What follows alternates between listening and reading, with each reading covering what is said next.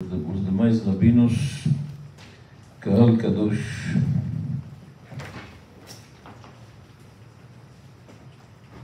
não precisa para um público como este, senhores e senhoras, pais, avós, filhos, explicar a dor e a dificuldade e a aflição. Mas esperando seus filhos, mulheres, viúvas, órfãos, todas cenas horríveis que nós não vamos mencionar. O mais importante neste momento é nossa prova de fé, emuná bitachon. A gente não perder a fé. Nós pertencemos ao povo que acredita em todas as circunstâncias. E nós sabemos que o final vai ser bom. O rei David escreve nos Salmos que Lo yitosh Hashem amo venachalato lo yazov. Deus não abandonará seu povo e sua terra, jamais. Isso não vai acontecer. Deus nos prometeu que viashavtem lavetach be'artzachem. Ouvimos as palavras do Rebbe aqui. Vocês vão sentar em segurança no seu país. E ouvimos do Rebbe tantas vezes que Israel é o lugar mais seguro. Aconteceu aqui algo que não entendi, é verdade, como disse o Rabino Alper, nós não entendemos, mas que vai inverter a situação e que vai melhorar, nós não temos dúvida, e que vai ser um término bom, isto sabemos. O imperador Adriano, este homem que destruiu Jerusalém e queimou o segundo templo, nós sabemos que ele tinha muito respeito para Rabbi Yoshua, assim está escrito. E quando ele viu a resiliência dos judeus, a coragem, a revolta de Bar Kokhba, tudo que está acontecendo, um belo dia ele falou para Rabbi Yoshua a seguinte frase. Ele disse: Gdolah hakivsa ben shivim zeivim. Ele falou: olha, este carneiro deve ser forte para ficar entre 70 lobos. Ele queria se referir ao povo judeu. Disse Rabbi Yoshua, corrigiu ele e falou: Gadol haroeh. Grande é o pastor, grande é o nosso pastor. Hashem roi lo ersar, lo irá, que atai madi. Nós não podemos ter medo. O que eles querem é semear pânico, desmoralizar a gente, que a gente esteja amedrontado, ter medo. E isto nós não vamos ter. Vamos lamentar, chorar nossos mortos, rezar e pedir a Deus, sim, mas nós mantemos a fé intacta. Está escrito na Gemara: Kol hanogea beIsrael כאילו נוגע בבבת עינו של הקדוש ברוך הוא. Traduzindo, quem toca no judeu é como tocar na pupila dos olhos do Todo-Poderoso. Eu escutei uma explicação do Rebbe, o que significa isso? Porque justamente como tocar na pupila do Rebbe. A explicação é o seguinte: todas as partes do corpo, ela somente dói quando você bate. Bate na mão, dói. Bate na perna, dói. O olho é tão sensível que só tocar já atrapalha. Só tocar. Quem toca no olho já fica sensível. Diz o Talmud: quem tocar no judeu é como tocar na pupila do Eibishter, de Deus. Bevavat enosh l'akadosh baruch hu. E a resposta será fulminante. Não temos dúvida nenhuma.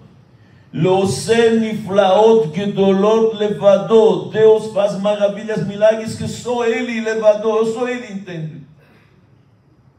E nós vimos isto, Baruch Hashem, no passado. Isto que nós não podemos esquecer.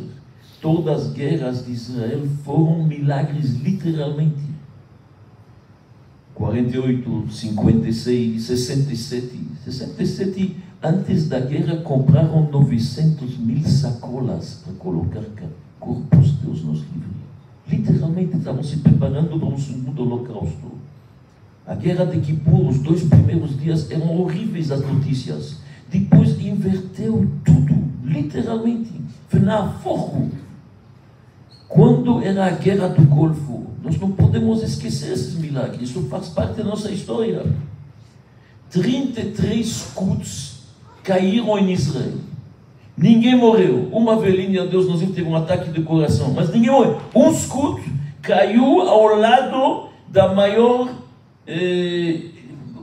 energia a gás, onde que passa o gasoduto, do lado, e não explodiu. Um Scud caiu na Arábia Saudita, numa base americana da RAM, se chama 72 mortos. 33 em Israel, nada aconteceu, literalmente.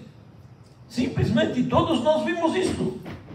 Quando começou a Iron Dome, quando começou aquela proteção, como se fala Iron Dome em português? Dome de ferro que protege. Quando surgiram as primeiras máquinas, no começo não estava tão arrumado.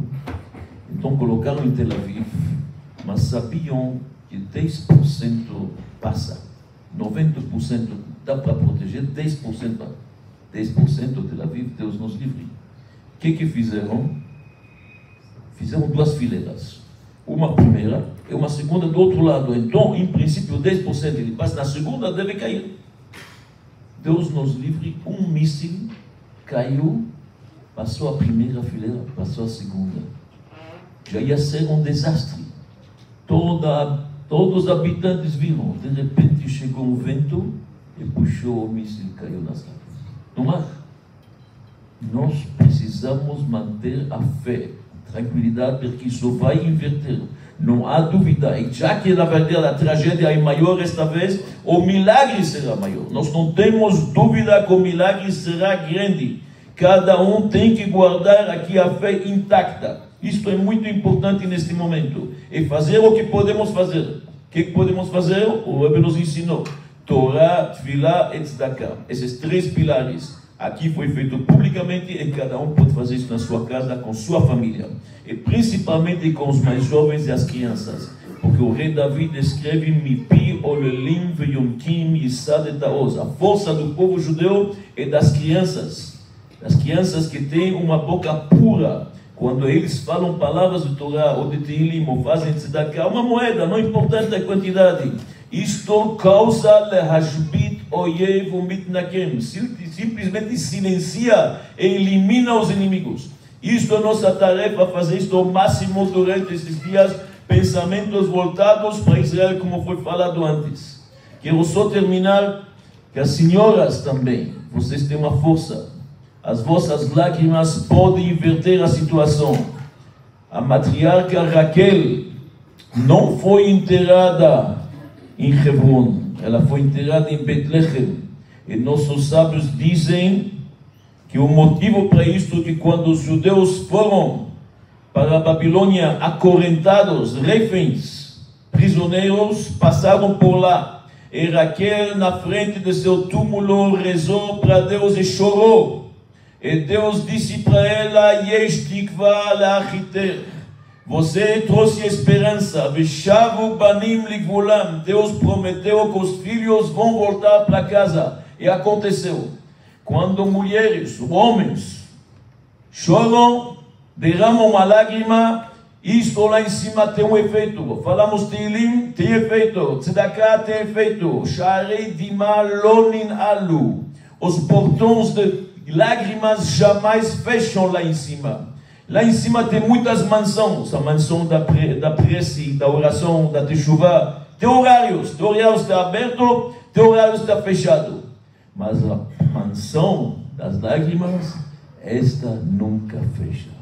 Então vamos para frente, que eu vou só terminar minhas palavras para esses soldados maravilhosos que nós temos, que defendem a terra de Israel, que são Kedoshim, como ouvimos, que são Hashem e Kom Damam. Escuta bem esta história.